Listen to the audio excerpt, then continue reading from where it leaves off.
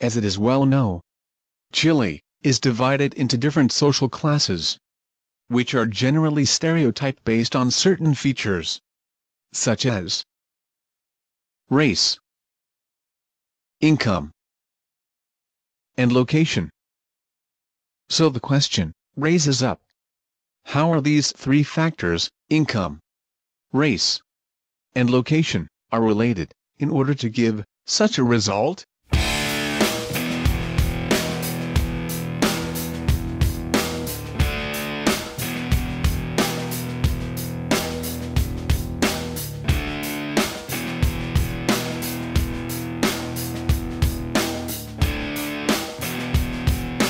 According to the theory of Marx, these social differentiation of classes has to do with the development of capitalism throughout history, which is a result of a long process. This process starts with tribalism. It corresponds to the underdeveloped stage of production, at which people live by hunting and fishing. The division of labor, at this stage, is very elementary, and is confined to further extensions of the natural division of labor existing in the family. The second mode of production is slavery.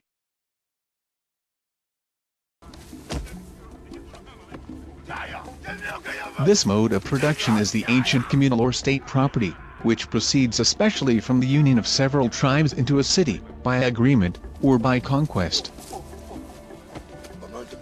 At this stage, private property is developing.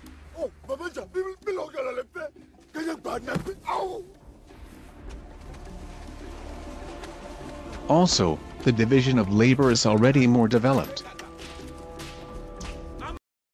Feudalism, or estate property, the third mode of production, also based upon the community, but the directly producing class, standing over against it, is not.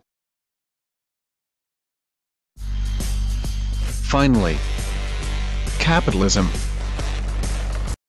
Instead of division of labors, Marx developed what is known as the relations of productions. This mode of production must not be considered simply as being the reproduction of the physical existence of individuals. Rather, is a definite mode of life on their part.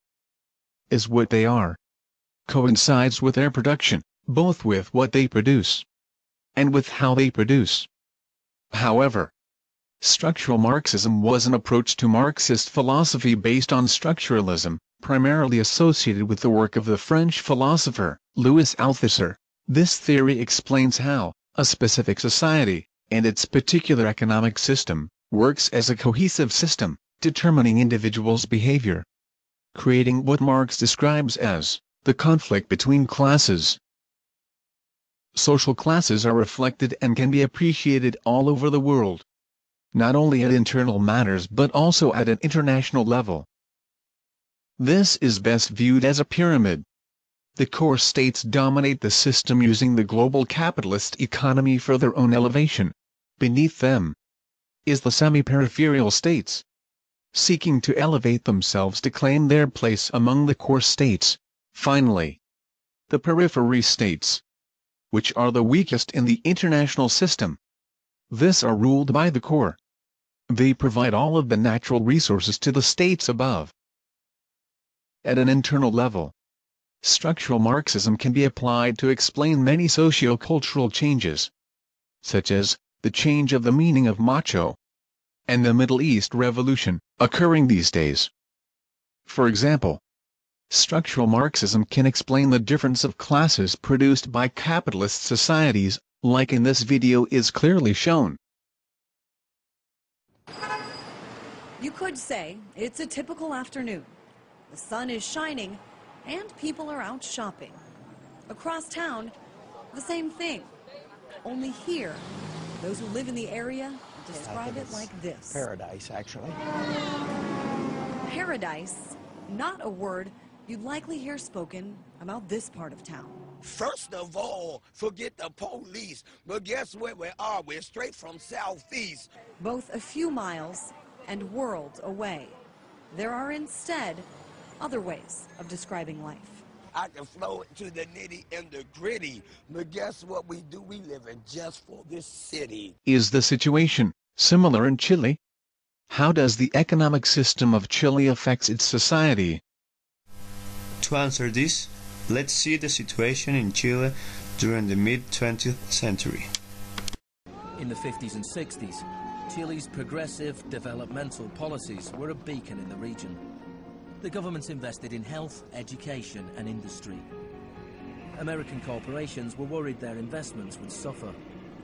In response, the US State Department began sponsoring students from Chile and the rest of South America to study free market economics with Milton Friedman.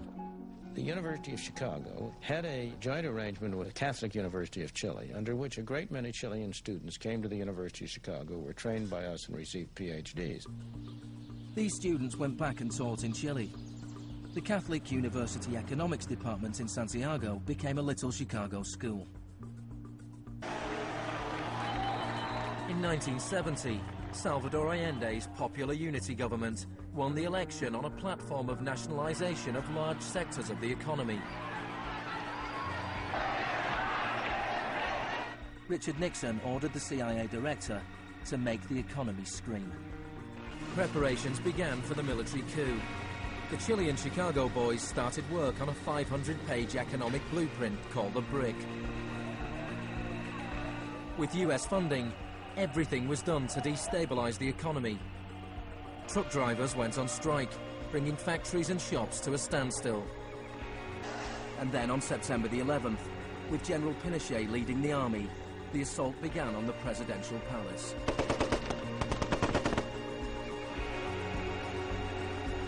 Chile had enjoyed 41 years of uninterrupted, peaceful democratic rule. Now it was being violently overthrown.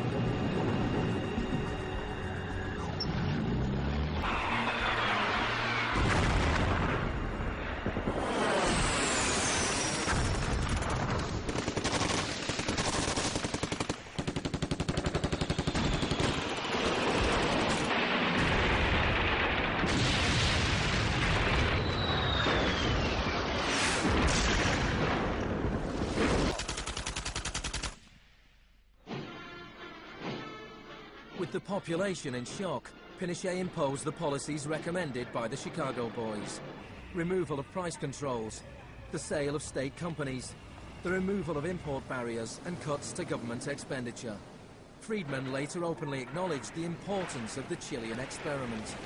Here was the first case in which you had a movement toward communism, which was replaced by a movement toward free markets. Chicago boys landed key economic posts in the military government. They seized the opportunity for major economic and social re-engineering. It became clear that Friedman's economic policies benefited the wealthy at the expense of the poor.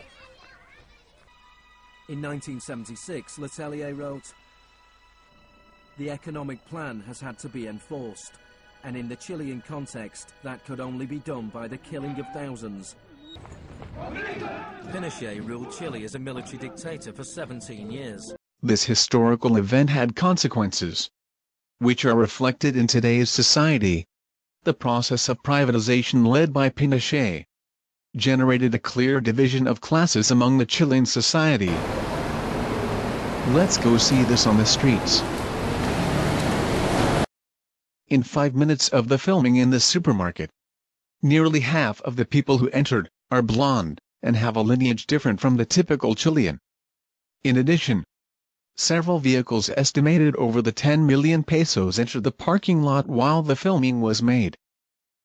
This fact combines the three factors: location, which would be the sector of San Carlos de Apoquindo; income, which is reflected by the estimated price of the cars found in the parking lot; and race, which can be seen from the hair color and the last name of the interviewee.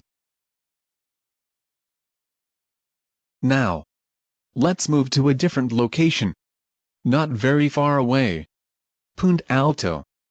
Here, on the other hand, not only one person with blonde hair entered the place. Also, Only 2 cars at the parking lot were estimated over the 10 million pesos. To conclude with the 3 factors.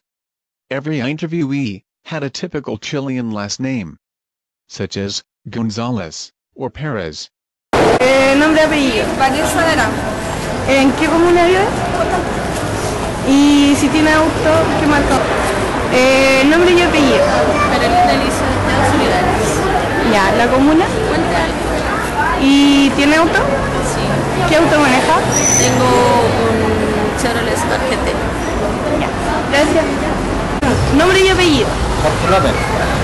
¿Comuna? Concierto. ¿Tiene auto? No tengo auto. No. Continuing our trip. Let's move to Tobalaba metro station. In this middle-class area, even though there are still more people with dark hair, blondes are not absent, like we appreciated in Puente Alto. We saw many different types of cars. Also, most of the people who answered the interview lived in other comunas, such as Puente Alto or Las Condes. Nombre y apellido. Marta Villalobos. ¿Comuna? Puente Alto. ¿Y tienen auto? No. ¿Nombre completo? Mi nombre es Miren Aranza Arteaga. ¿La comuna? Las Condes vivo, aquí en el Cerro San Luis. Ya. ¿Y auto que maneja? Este Peugeot. Ya. As a conclusion, we observed that structural Marxism explains how the liberal economic system of Chile and its private property policies works as a cohesive system determining individuals' actions.